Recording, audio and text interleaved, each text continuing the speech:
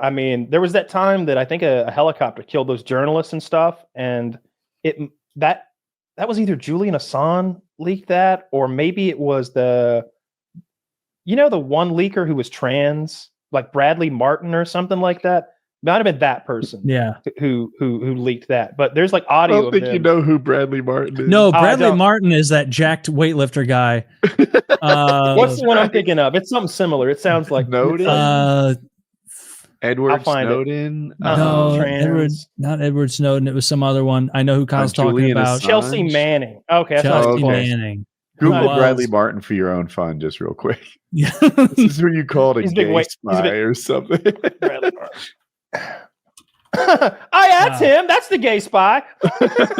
What he's always saying. He's saying, I wish that gay spy Bradley Martyn would step up to me. I'd slap him. That's what you guys are both always saying. Like Kyle always looks at this guy and goes, I wish a motherfucker would. Nobody's afraid of that guy. I'd take his hat right off his head. Me?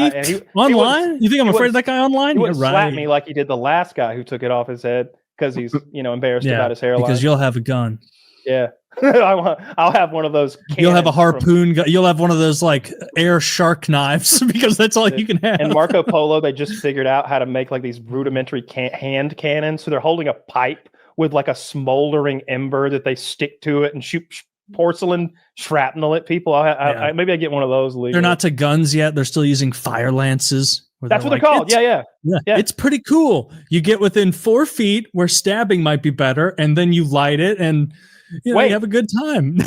Then you wait. No, did you see Bradley Martyn smack that guy?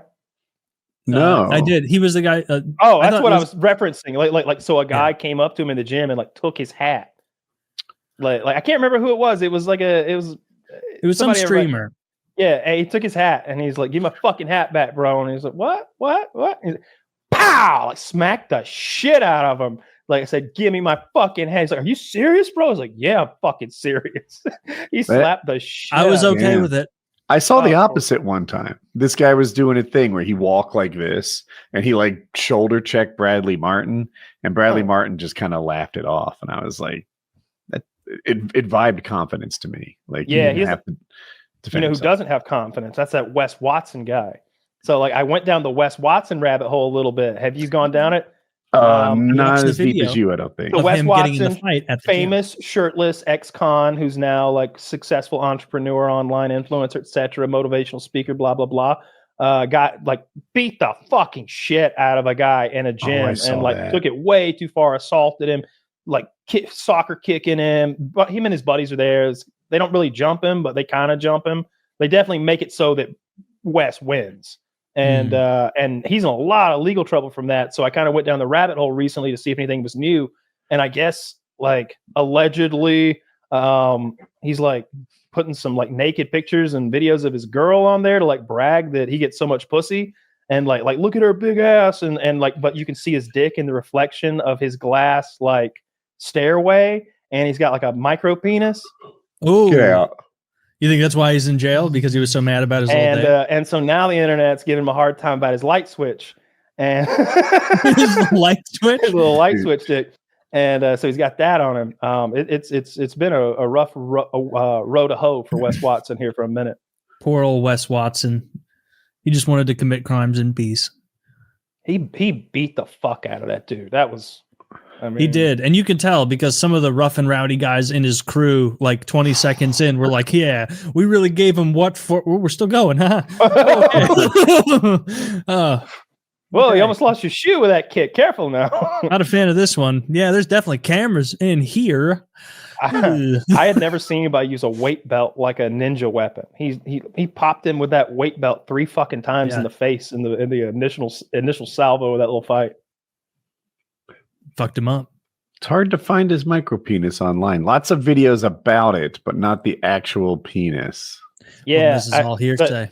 Yeah, it is hearsay. I certainly wouldn't say any of those things. Woody's the one that told me about it when he was trashing the cartel yesterday. He was like, 2 people I hate and disrespect the most, and went on this whole thing. Yeah. What did you I am scared of the cartel. You said you called him a punk? A punk? Nobody's bitch? afraid of Wes Watson, dude. Like, what's he going to do? Send himself back to prison? He's going to beat you to death in a gym with a fucking dip belt. I will stay in my home gym to avoid. And guess what? Just that. He's got excellent lateral movement because there's no penis getting in the way of his side his balance must be so much better since he doesn't have a penis waving around. Mm-hmm. Taylor, do you know the name BJ Penn? Yes, I know. He was like, when my friend who was into UFC first in like 2007 was trying to get us into it. Yeah. That was one of the names he brought up as like a dude he liked a lot. Everybody likes BJ. BJ is struggling. I'm a huge fan. He's got CTE, right? Pretty bad. He has CTE so bad right now. And he's also been a lifelong drinker, and it seemed to have gotten much worse in the last few years since his retirement. He ended his career maybe 0-7 or 0-6, something like that. It was bad. And some of them were pretty rough too. It was hard to watch. And now he lives in Hawaii. He is a native Hawaiian, I believe. He looks Hawaiian. And he's been putting this stuff on social media, and you know how the internet is. It's hard to tell when somebody's kidding sometimes. And I did not understand what I was looking at first, because he's showing a woman from behind. He's in a house, and there's an older lady, maybe 60, 70, and jeans, like washing dishes. And he's like, look at this lady. This lady says she's my mother. Look at that ass. Look at those thighs. This is not my mother. This is, and he gives some name, and he says, this woman they have kidnapped my mother and disappeared her. And this is like a person posing as my mother, trying to get my money. And I was like, well, at first I genuinely believed him a little. Because it's such a crazy thing to say, and he's filming her, and the way he's filming her and she's ignoring the camera makes me think she's guilty. And why isn't she turning around going, honey, baby, it's your mama. Why isn't she doing that? That is weird to me still that she's not. Because she's heard it so many times, she just disengages. Maybe. I'm starting to believe that now, because now he's saying that his brother, I think, is also a pod person now. Like he's starting to think another person in his life has been replaced by and so that is schizophrenia. Dude has the worst luck. That's really sad. Yeah. That's like schizophrenia. Well, no, what I mean is that's really sad. Like, can you imagine not only having one person in your life replaced, but two? Yeah. Right. Why are they targeting BJ Penn? All I can imagine is the pod people want access to his advanced combat proficient genetics. I bet he sees a lot of red cars. The first signal that reached their planet was actually him fighting George St. Pierre, and they saw how greased up GSP was, and they all thought that BJ was the winner of that bout, and so they've come for its champion. And as far as they know, a little time discrepancy. They live in a black hole, so they live in a black hole. We don't though. They do. Not us though. Not us though. That's too scary. They left their black hole and came to ours. Well, poor BJ Penn. Dude, it's really upsetting, because like how long before he goes on a full break and like tries to hurt the pod people, Yeah, I would be if someone thought I was a replacement, it would be worse if they were a professional fighter. Infinitely worse. So much infinitely worse. It's so. I would rather think of. I can't think of many things worse than that. No, I would. I'd be doing whatever I could. It'd be worse if I actually that thought person about was a bear. If a bear thought I had replaced his family with pod people out, that would be worse. But yeah. But I'm actually in a suit. I did. Like that's